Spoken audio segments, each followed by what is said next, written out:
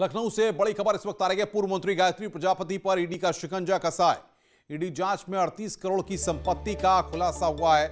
100 से ज्यादा संपत्ति की रजिस्ट्री बरामद की गई है। गायत्री और परिवार से जुड़ी 44 संपत्तियां मिली हैं। लखनऊ में है गायत्री और परिवार की 44 संपत्तियां। मुंबई में गायत्री और परिवार के 4 बंगले हैं। लखनऊ, अमेठी, सुल्तानपुर, कानपुर में ये संपत्तियां हैं। सीतापुर और रायबरेली में भी संपत्तियां मिली हैं। ईडी ने गायत्री के 60 ठिकानों पर छापा मारा था। तो 100 से ज्यादा संपत्ति की रजिस्ट्री बरामद की गई है। गायत्री परिवार से जुड़ी 44 संपत्ति यहां पर मिली है और यहां पर ईडी का शिकंजा लगातार कसता जा रहा है। ईडी ने छापेमारी की थी गायत्री प्रजापति के ठिकानों पर, तब जाकर इसका खुलासा हुआ। गायत्री परिवार से जुड़ी 44 संपत्ति मिली है। 100 से ज्यादा संपत्ति की रजिस्ट्री बरामद की गई है। गायत्री परिवार से जुड़ी 44 संपत्ति मिली है। पूर्व मंत्री प्रजापति पर ईडी का शिकंजा यहां पर कसा है। 38 करोड़ की संपत्ति का खुलासा हुआ है। और बातचीत करने के लिए ऋषभ मणि त्रिपाठी हमारे संवाददाता हमारे साथ जुड़ रहे हैं लखनऊ से। ऋषभ, समाजवादी पार्टी की सरकार में रहते हुए गायत्री प्रजापति ने कितने बड़े बड़े खेल खेले, ये अब ईडी के खुलासे में सामने आ रहा है। जी हाँ अनुपम, देखिए 2012 से लेकर 2016 तक के ये सारे घोटाले हैं और इसमें ज्यादातर मामले खनन पट्टों को देने में जो अनियमितताएं बरती गई, जो गड़बड़ी की गई, जो घपले घोटाले किए गए, ये सारा धन वहीं से कमाया गया है।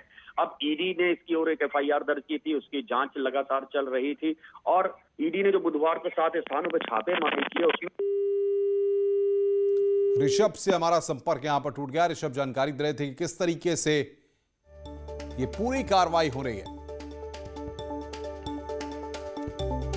आगरा से बड़ी खबर है। कार में अचानक आग लगी। आग लगने से महिला की जलकर मौत हो गई है। पति गंभीर रूप से जख्मी हुआ है।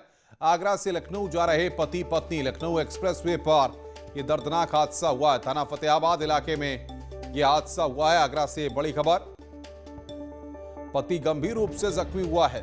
कार में अचानक आग लगी है। आगरा से बड़ी खबर इस वक्त, कार में अचानक आग लगी है। आग लगने से महिला की जलकर मौत हो गई। पति गंभीर रूप से जख्मी हुआ है। आगरा से लखनऊ जा रहे थे पति पत्नी। लखनऊ एक्सप्रेसवे पर यह दर्दनाक हादसा हुआ है।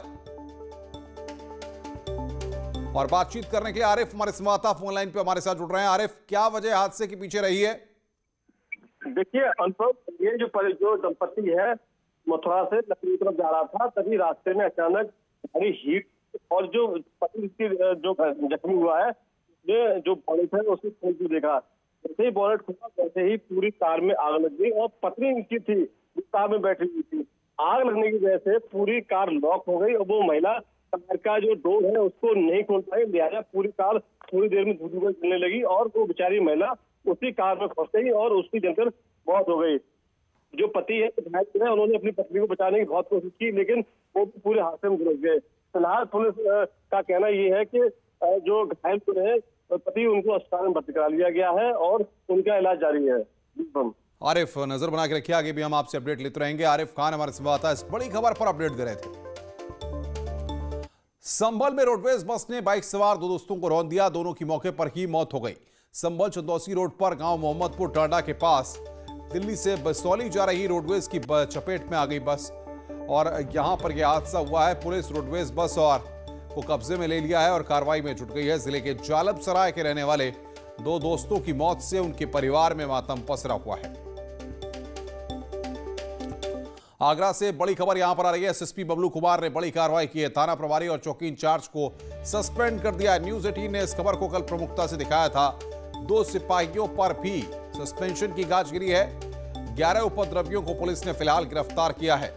चौकी जलाने के मामले में बड़ी कार्रवाई अंजाम दी गई है। थाना ताजगंज इलाके में कल बवाल हुआ था, जिस खबर पर न्यूज 18 की खबर का असर हुआ है।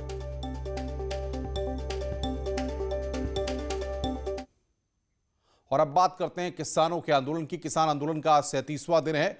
आज किसानों की अहम बैठक होगी। आगे की रणनीति पर वो चर्चा करेंगे।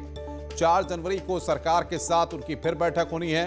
बैठक से पहले आज किसान रणनीति बनाएंगे। किसान कानून वापस लेने की मांग पर लगातार अड़े हुए हैं और उनकी कई दौर की बातचीत सरकार के साथ हो चुकी है।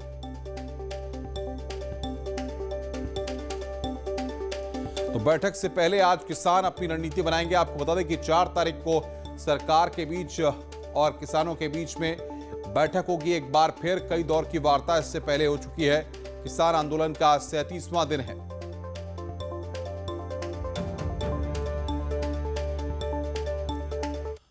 आगे बढ़ते हैं। दिल्ली एनसीआर में ठंड काफी बढ़ गई है। पहाड़ में बर्फबारी का असर है। 1 डिग्री तक तापमान पहुंचा है। कोहरे से विजिबिलिटी बहुत कम हो गई है। लाइट जलाकर चलने को मजबूर हैं लोग। कोहरे ने रफ्तार पर पूरी तरह से ब्रेक लगा दिया है। 14 साल में सबसे कम तापमान आज दर्ज किया गया है। लाइट जलाकर चलने को मजबूर है लोग। नए साल के पहले दिन घना कोहरा दिल्ली एनसीआर में छाया हुआ है और ठंड काफी बढ़ गई है। 1 डिग्री तक तापमान पहुंचा है। लाइट जलाकर लोग चलने को मजबूर हैं।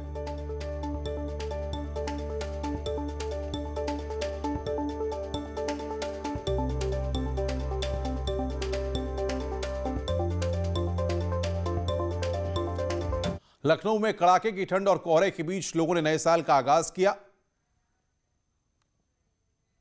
2021 का पहला दिन पहली सुबह सर्द कोहरे के साथ शुरू हो रही है। राजधानी लखनऊ में सुबह 7:30 बजने को हैं, लेकिन सूर्य देवता के कहीं दूर दूर तक दर्शन नहीं हो रहे हैं। तापमान 15 डिग्री सेल्सियस के आसपास है और पूरा शहर कोहरे की चादर में लिपटा हुआ है। हालांकि 31 दिसंबर की देर रात तक जो नए साल का जश्न है वो तमाम जगहों पर होता रहा, लेकिन चूंकि कोरोना का प्रोटोकॉल था लिहाजा होटलों में बहुत सीमित लोगों के साथ ही नए साल का जश्न मनाया गया। जो कोरोना को लेकर के जिला प्रशासन की तरफ से एक गाइडलाइन जारी की गई थी, उनको देखते हुए सीमित लोगों के साथ ही कोरोना के इस संक्रमण के दौर में नए साल का जश्न लोगों ने मनाया।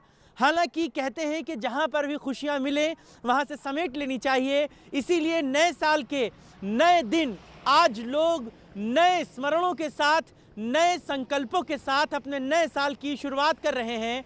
और न्यूज़ 18 परिवार की तरफ से भी हमारे सभी दर्शकों को नए साल की ढेरों शुभकामनाएं। 2020 चाहे जैसा गुजरा हो, लेकिन 2021 मंगलमय हो, यही कामना है। कैमरा पर्सन रवि के साथ मोहम्मद शबाब, न्यूज़ 18 लखनऊ। काशी की जनता ने मां गंगा के दर्शन पूजन के साथ नए साल की शुरुआत की है। विश्वनाथ की नगरी काशी में साल 2021 का सूरज उगाया है। मां गंगा की गोद में उगते सूरज की किरणें यूं लग रही हैं जैसे वो नए साल के नए संकल्प के लिए आपको ऊर्जा दे रही हों। और इस अद्भुत अकल्पनीय पल का साक्षी बनने के लिए काशी में न केवल काशी से बल्कि पूरी दुनिया से लोग पहुंचे हैं। और ये इस वक्त गंगा में अल सुबह सूर्योदय का समय है और आप देख सकते हैं किस कदर लोग यहाँ पर पहुँचे हैं अपने परिवारीजनों के साथ, अपने मित्रों के साथ, अपने दोस्तों के साथ। और माँ जानवी की गोद में कोई टहल रहा है तो कोई माँ जानवी की गोद में नौकायान कर रहा है। क्या इंसान, परिंदे भी यूं लग रहे हैं जैसे वो आज नए साल के जश्न में अपनी उड़ान भर रहे हों, उनकी भी उम्मीदें हों। तो जीव जंतु समेत सभी इंसान आज काशी में नए वर्ष के नए संकल्प के साथ जुड़ रहे हैं। क्या है आपका नए साल के लिए संकल्प, आपका अपने परिवार के लिए? बस सब लोग खुश रहे, प्रसन्न रहे, बस बाबा की। क्या आपका क्या? मैं संदीप, मेरा तो है कि बस पूरे साल मुस्कुराना है। इस साल पूरे 2021 में मुस्कुराना है हम लोग। मतलब जैसा जो पिछला साल था, मतलब अब बिल्कुल सब कुछ नया हो, स्वस्थ हो। पवन धूत, बी हैप्पी मेक हैप्पी। तो ये काशी है जो खुद भी जो है खुश रहती है और दूसरों को भी खुश रहने का संदेश देती है। और यही इस जीवंत बनारस शहर की जीवंत पहचान है। और उस जीवंत पहचान के साथ आज नए वर्ष के पहले दिन काशी में घाट किनारे लोग मां जानवी का, बाबा विश्वनाथ का आशीर्वाद लेने पहुंचे हैं। कैमरा पर्सन पंकज सिन्हा के साथ उपेंद्र द्विवेदी, न्यूज़ 18 वाराणसी। उन्नाव से बड़ी खबर है। उन्नाव में बड़ा हादसा हुआ है। बस और कंटेनर की टक्कर हुई है। हादसे में 4 लोगों की मौत हो गई है, 7 लोग घायल हुए हैं अस्पताल में, जिनको भर्ती कराया गया है। कोहरे के चलते ये हादसा हुआ है। थाना औरास क्षेत्र की घटना, उन्नाव में बड़ा हादसा हुआ है। अनुज गुप्ता बातचीत करने के लिए हमारे संवाददाता फोन लाइन पर जुड़ रहे हैं। अनुज, क्या जानकारी आपको मिल पा रही है? जी बिल्कुल अनुपम, बता दें आपको कि ये आगरा लखनऊ एक्सप्रेसवे पर कोहरे का कहर देखने को मिला है।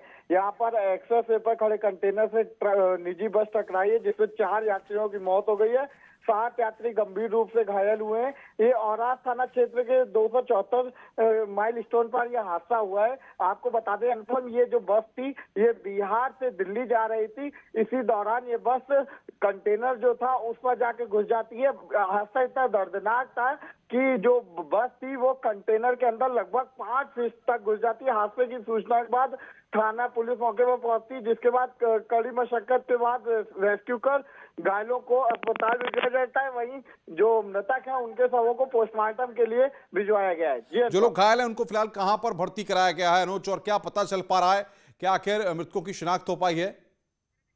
जी अंतों आपको बता दें कि अभी तक बिल्कुल अनुज, रोकेंगे। इस वक्त तस्वीरें हमारे पास आ गई हैं। ये पहली तस्वीरें हादसे की। न्यूज 18 आपको एक्सक्लूसिव तस्वीर दिखा रहा है हादसे की। जो हादसा हुआ है उसकी पहली तस्वीरें। कितनी भीषण ये टक्कर थी, इन तस्वीरों को देखकर आप समझ सकते हैं किस तरीके से गाड़ी के परखच्चे उड़ गए हैं वहां पर। ये इन तस्वीरों को दिखा रहे हैं हम आपको।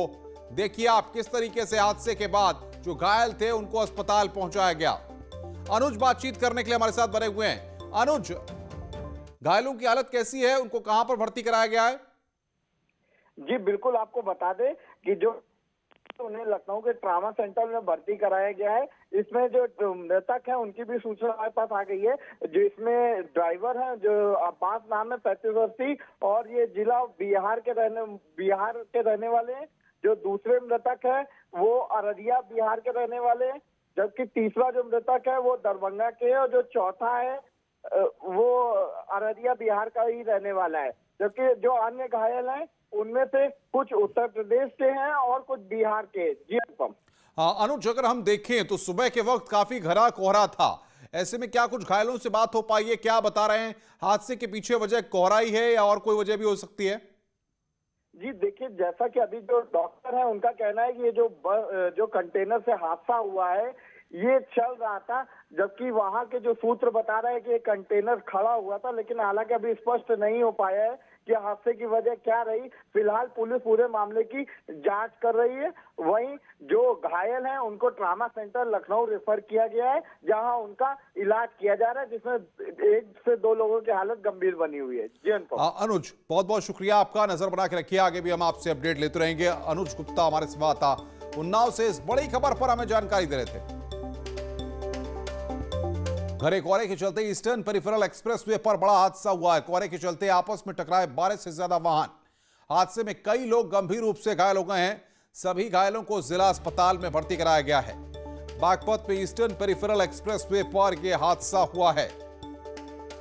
आज घना कोहरा छाया हुआ था, जिसकी वजह से हादसे की खबरें आ रही हैं। आपको बता दें कि यहां पर ये तस्वीरें बागपत की हम आपको दिखा रहे हैं। एक्सप्रेसवे पर किस तरीके से घने कोहरे से यहां पर 12 वाहन टकरा गए।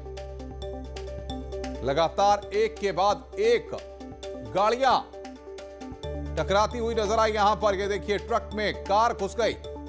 ये तस्वीर हम आपको दिखा रहे हैं, एक्सक्लूसिव तस्वीर इस वक्त आप देख रहे हैं बागपत की। ईस्टर्न पेरिफेरल एक्सप्रेसवे पर यह बड़ा हादसा हुआ है। घने कोहरे से 12 वाहन टकराए। शहजाद बातचीत करने के लिए हमारे साथ जुड़ रहे हैं। शहजाद, हादसों का दिन कहा जाए तो गलत नहीं होगा, लगातार हादसे हो रहे हैं। फिलहाल क्या वजह निकलकर सामने आई है और कितने लोग घायल हुए हैं?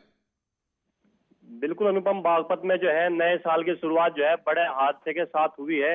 ईस्टर्न पेरिफेरल एक्सप्रेसवे पर खेगड़ा थाना क्षेत्र में जो है हादसा हुआ है, जिसमें 18 से 20 वाहन आपस में टकराए हैं। जो वाहन क्षतिग्रस्त हुए हैं उनमें ट्रक, डीसीएम और कारें शामिल है। यहाँ तक कि कई वाहनों के परखच्चे उड़ गए हैं और 2 ट्रक एक्सीडेंट के बाद पलट गए हैं।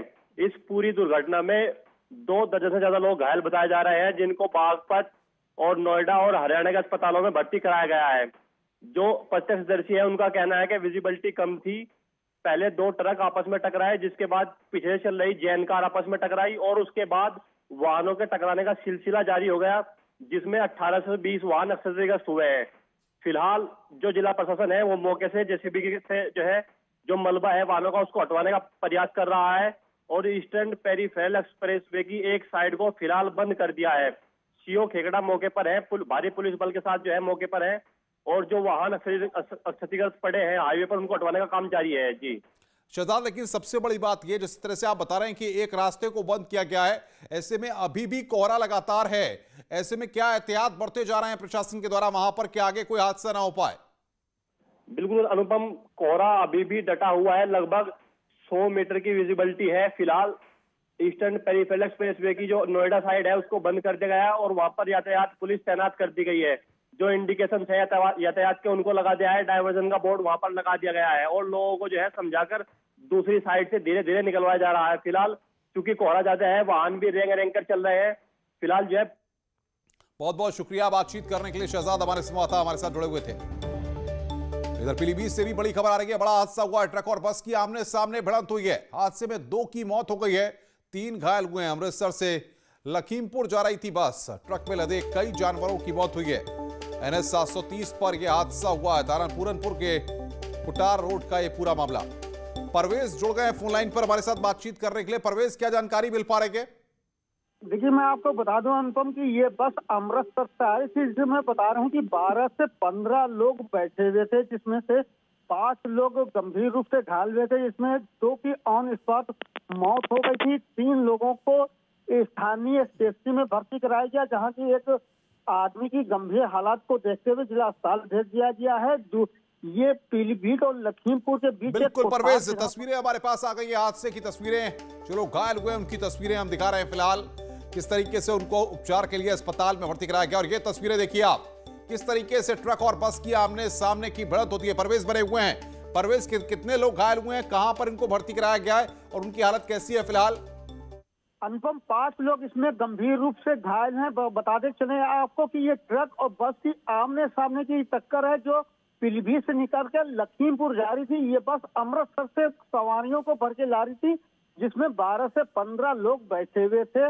5 लोग घायल हुए, जिसमें 2 की ऑन मौत हो गई है। 2 को सीएचसी पूरनपुर भर्ती कराया गया है, जबकि 1 को गंभीर हालात देखते हुए जिला अस्पताल में रेफर कराया गया है। फिलहाल जिला प्रशासन का आला अधिकारी मौके के पर हैं और रेस्क्यू अभी भी जारी है। परवेज, आला अधिकारियों के संज्ञान में आ गया होगा, अब ऐसे में क्या एहतियात बरते जा रहे हैं कि आगे इस तरह के हादसे ना हो?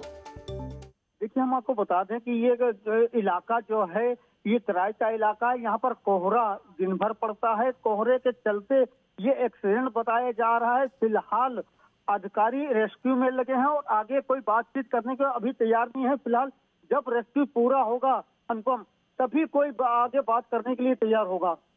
परवेज, आप नजर बना के रखिए, आगे भी हम आपसे अपडेट लेते रहेंगे। ये तस्वीरें इस वक्त हम आपकी स्क्रीन पर दिखा रहे हैं, ट्रक और बस की आमने सामने की भिड़ंत हुई है। पूरनपुर क्षेत्र के कुटार रोड का ये मामला है, जहां पर ये बड़ा हादसा हुआ है।